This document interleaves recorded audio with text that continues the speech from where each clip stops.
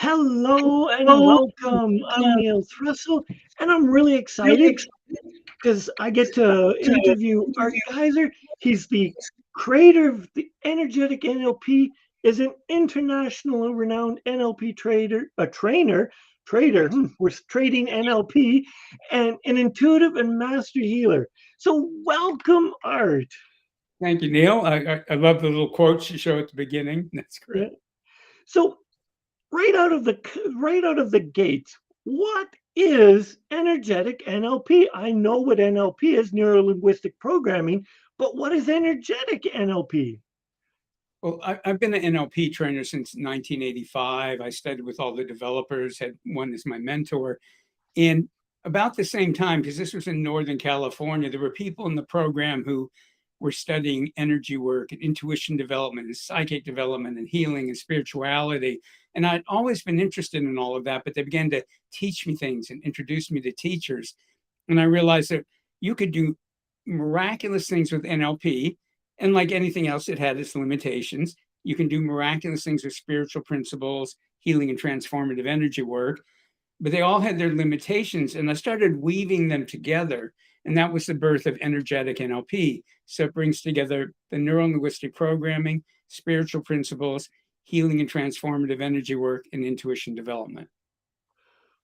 Whoa, sounds completely powerful. Yeah. I'm headed to that website, and I'm sending my wife to that because she's a phenomenal healer, and Oh, yeah, I that's wonderful that you were guided to create this. So the there's a younger version of Art in your life, mhm. and what was his version of success?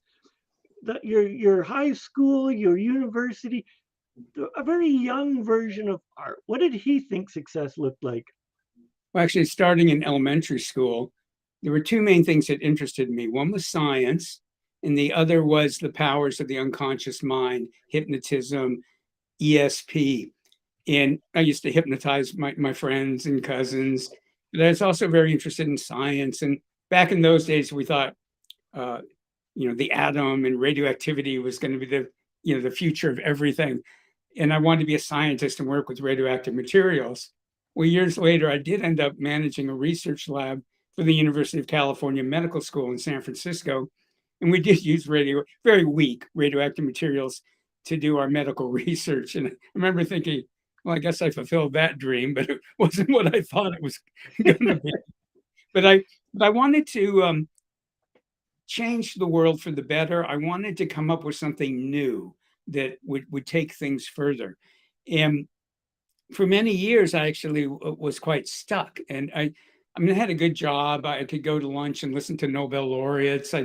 While I'm eating my sandwich, I'm listening to Watson and Crick, who discovered the structured DNA, and all kinds of amazing people. And I worked with great people. I was proud of our work, but I knew I didn't belong there. I knew it wasn't what I should be doing. It wasn't the best use of me. And then I started studying. Well, I discovered NLP, and then I discovered the energy work and started putting it together. And so, I guess to answer your question, success to me was changing the world for the better, helping people, but and doing it in a way that felt like it was really an authentic use of the gifts that I came into this world with. Thank you. So I heard you said that you knew that there was a difference so with this calling, was it palpable or what was it? Or was it just a little voice and you just knew, like this knowing that there was something different, that what you were doing was not quite fulfilling enough? What was this to you? Well, I mean, it was obvious to me and to other people that again, I liked it. I wasn't passionate about it. And I think it's fine. People can choose work that they're not passionate about. Some people just choose what's convenient or safe or, a lot of, and I think that's totally fine if that's what you want. But I wanted to do something that was really unique and changing things in a much more powerful way. And so it was this nagging thing all the time that, well, actually, I had when I originally became a researcher, I had my degree and I thought, what do I do with it? Well, I'll become a researcher. and and I worked my way up to where I was managing this lab. But I never thought of it as like a long-term career. But I was just one of those people like, I don't know what I want to do with my life. And the humorous thing, and one thing I'm going to really promote to everybody: when you're stuck, go get a good coach. I mean, one of my students could go back in a time machine and have gotten me unstuck in 1 or 2 sessions at the most. So I spent years being stuck, and again, it was a good stuck. I had love, I had friends, I had good job, but it just wasn't where I wanted to be. And so for me, it was really important that I felt like, I think you can probably relate to this too. I had a feeling I was here for a reason, and that wasn't it. So Art, you have a fan base. This is wonderful. Thank you. Uh, Lorena Tambini says Art is a very inspirational and a giver. His programs provide real transformation. So Thank there you. we go. So thanks, Lorena. So I can stop now at a high point. I'll just. No, no, no, no, no. Oh, okay. So success. We all have someone in our mind what is the pinnacle of success. Um, the creators of NLP, the Tony Robbins, Mhm. any sports figure that you see that or know of, they've all achieved success greater or more or different than the average person. What do you think is one of the tools, or what separates from a cross point, or separates the wheat from the chaff, or what separates or gives them the difference from the average person? Well, some of the things. So if we talk about Tony Robbins, and it's funny, we started. I think he started maybe a year or two before I did in NLP, which he did a little better with the marketing, I think. Um, and he always, he went to the best teachers he could find. He got the best coaches he could find, both in and outside of NLP, and then in other things. He, I'm taking a program from somebody who worked with Tony Robbins for years, and after every thing Tony did, he'd go, "What worked really well? What could we do better?" He said every time. So this constant, what's the term the Japanese use? Kaizen, Yep. where you're constantly looking for how do you get better. And I think for a lot of us, we were afraid. I used to like never watch videos of even though people would tell me they loved the class, I would get hypercritical if I watched myself. And there's like movie stars who won't watch their own movies and stuff. And somebody like Tony will, and he's always looking for how do you get better. So he's always learning, he's always getting coaching. And in his case, he has enormous drive. I mean, phenomenal drive. I don't have, and I don't want to have his level of drive. Um, and there are many people in the NLP field that I think are just as successful as Tony. They're not as well known, but they have different goals. So I mean, one goal is to be the mega success. Another is, well, I mean, what I'm trying to say is that we all have different levels of what we want. But what I think everybody I know that's super successful, they're constantly learning. They get great coaches. They take great programs, and they are willing to look in the mirror and go, that was great. That wasn't so good. What do I want to do? Or that was fine, but how can I do it better next time? And that sounds so obvious, but how many of us ever do it? You know? Absolutely. What I love what you touched on is the looking in the mirror, the introspective piece, or retrospective, depends on when you're doing this, and understanding. And I think most successful people, and it doesn't matter how we define success, look and say, well, who am I? What am I? What tool sets do I have? And what tool sets do I need Right. to bring into this world? Well, and for so many of us, we, I remember when I was really stuck. Psychology Today, I walked by a news stand, and there was a Psychology Today article or a magazine, and on the cover there was a target with an arrow in the bullseye in the center of it. And I don't remember the real title of it, but I remember it as The Horrors of Perfectionism, which is probably not the real title. I'd never, this is a long, long, long time ago. I'd never heard of perfectionism, but I remember looking at it and thinking, oh my God, that's, and one of the things that we emphasize in NLP is that ability to keep evolving and changing and not try to be perfect. And I think that's such a huge factor in success. You want to do really well, but if you are going to take apart everything you do because it wasn't at this fantasy standard, you just get discouraged and demotivated. And so for anybody listening, work with somebody if you're highly perfectionistic, because that's one of the things that really blocks people from having fun and helping lots of people and making a lot more money. I in the the early 2000s, I went to a T. Harv Eckert seminar, and his was ready, fire, aim. Right. And Right. it was intentionally and meant to annoy the perfectionists, to say that if you don't ever fire, you're never going to get it done.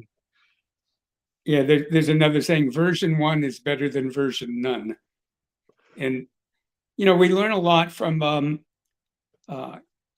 so many really successful people completely failed. I mean, right now the company Intel isn't doing that well, but back when Andy Grove ran it, it was like the premier, one of the top high tech companies in the world. And initially, they were totally failing. And I'm blanking out on whose partner's name was, but they had a meeting together and they went, well, if a new board comes in, they're going to fire us. So let's pretend we're the new people coming in. What can we do? And they completely changed the orientation of the company, and then everything worked. But only after they were like completely failing. And so many famous people completely just completely fell on their faces at different times, get back up, and they end up super successful. And so how much do you think a willingness to fail forward helps successful people? I think it's the rare successful person that, and they may be really unhappy or angry about failing, but they're willing to fail forward. But I want to be clear to everybody, you can say all your affirmations and all of that can help, and you can force yourself to think this way. It'll always be a struggle unless you clear and heal the unconscious programming and the energetic and spiritual programming. As everybody knows nowadays that we have unconscious programming. That one of my mentors used to go, he'd draw something on a board and he'd put a little dot and he goes, this is your conscious mind. And then he'd draw this huge circle around it. He goes, this is your unconscious mind. When they fight, who do you think wins? And so you want to work in the unconscious programming, but you also want to work with somebody who can work with you energetically and spiritually, because we are so programmed energetically since we're in our mother's womb. Our parents are programming us. They don't know they're doing it, but they're programmed to program us. But it's worse than that, because part of that programming is what they got from their parents and their grandparents and their great grandparents. So here we are in the 21st century, living in a world completely different than our ancestors. We have all this ancestral programming that struggles with us. So a lot of the work I do with people is clearing karma, energetic programming, spiritual contracts, and working with the unconscious programming. Then when you do your affirmations, when you change your conscious thinking, you multiply it by 1,000. And that, yes, and that comes back to, the successful people are introspective and retrospective, so they look at all the pimples and warts that they have, Right. and they're, I suspect, reluctant willingness at sometimes to move forward in spite of the obstacles that is set upon them or is before them. Well, I like to say that most of our big problems aren't even our problems. Again, when you absorb other people's energy, you're absorbing energy. Energy transmits information and programming. And if that Yeah, sounds weird to people, how do you think we're communicating right now? All communication is happening through energy transfer, whether we're talking in the same room or on a phone or on the internet like this. And when you absorb energy from other people, you're absorbing their emotional energy and their programming. So I'll have clients who go, I'm an anxious person. I've always been an anxious person. And, I've learned to be mindful and take deep breaths so I can handle it now, but it's just my genetics. And like I say, I was a researcher. I used to think it was all genetics too. And yeah, it turns out when they clear the energy that was never theirs of anxiety, all of a sudden they go, oh, that's different, and I don't feel so anxious. And it isn't that they never feel anxious, but they feel only their authentic anxiety. What happens is when we I know I'm tongue tied today. When we trigger our authentic emotions, it triggers other energy in our energy field that matches it, which is other people's emotions.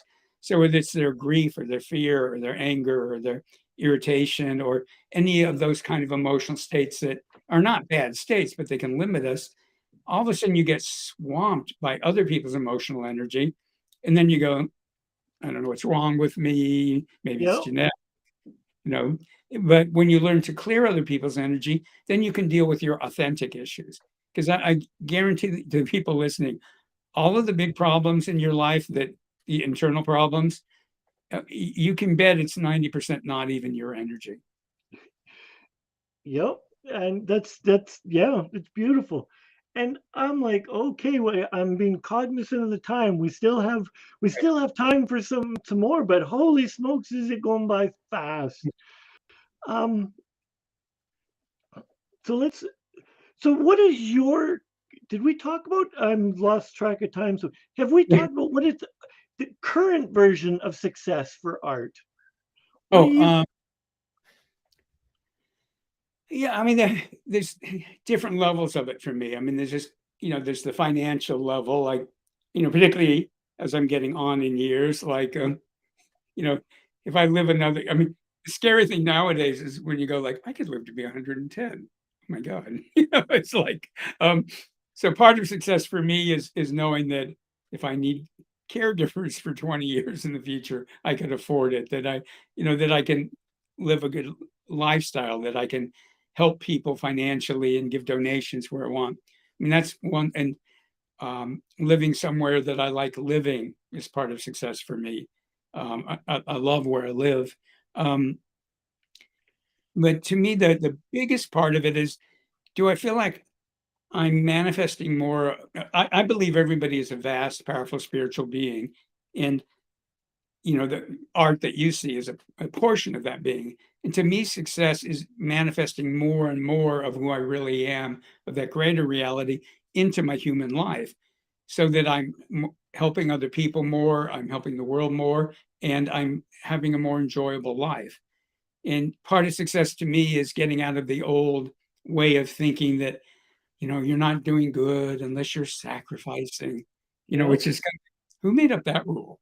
You know, yeah, I, yeah, when people help me, I like it if it somehow helps them. I don't. yeah.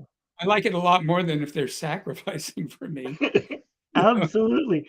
So, unfortunately, we are so close to being out of time. So, I ask you, is there something that you would love to leave a little message or for our listeners and viewers, whether they're listening to it live or in replay?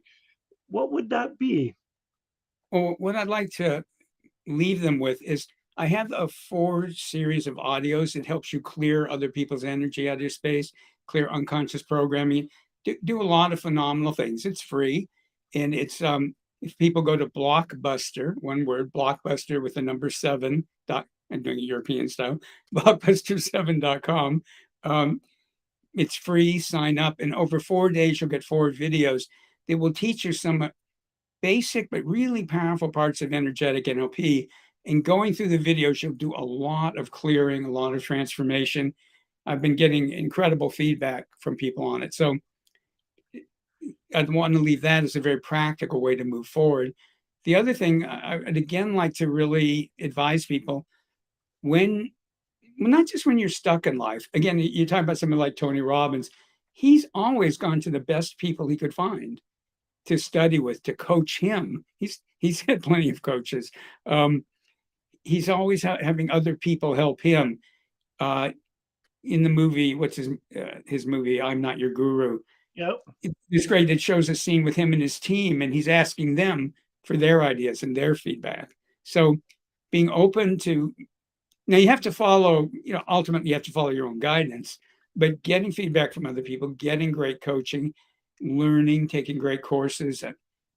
Other than falling in love, every major wonderful thing that happened in my life was because either through a coach or a program. So Wonderful.